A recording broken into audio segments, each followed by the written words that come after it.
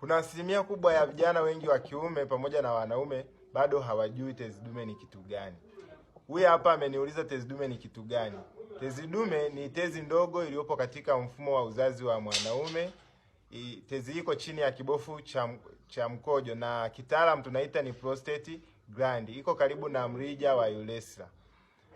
Inaweza ikapata changamoto kama vile kuna kuvimba kwa tezi dume, saratani ya tezi dume pamoja na maambukizi ya bakteria wabaya katika tezi dume. Na mtu anapopata changamoto hizi, basi hapo ndo tunasema huyu mtu amepata changamoto ya ugonjwa wa tezi dume. Lakini naomba niweke sawa, tezi dume sio hernia.